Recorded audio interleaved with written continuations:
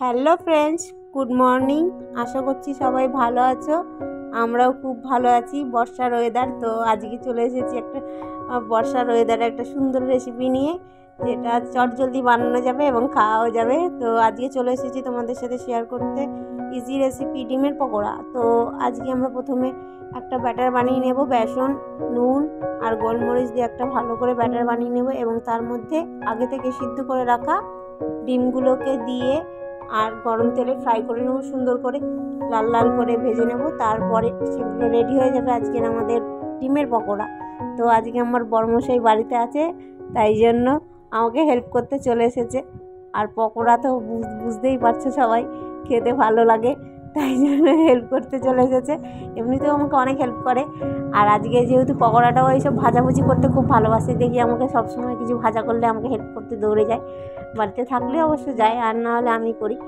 তো আজকে আমাদের ডিমের পকোড়ার জন্য দেখো আমার বড়মশাই করছে। আমার মেয়ে খুব খুশি যে আজকে আমার ড্যাডি আমাকে ব্রেকফাস্ট বানিয়ে দিচ্ছে। স্কুলে যাবো, খুব মজা করে স্কুলে গেছে।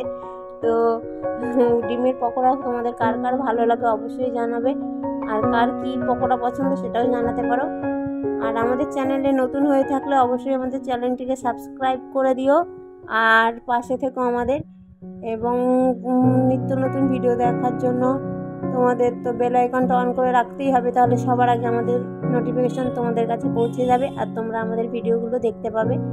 তো বন্ধুরা, আমাদের পাশে থাকছো সবাই, আশা করছি আরও আগামী দিনে আরও থাকবে, তার জন্য অনেক অনেক থ্যাংক ইউ।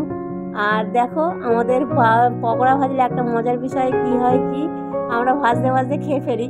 যেহেতু আজকে সকাল, তাই জন্য একটু কমই খাওয়া হচ্ছে, কিন্তু তবুও ভাজতে ভাজতে একজন পণ্ডিত মশাই খেয়েই নিচ্ছেন।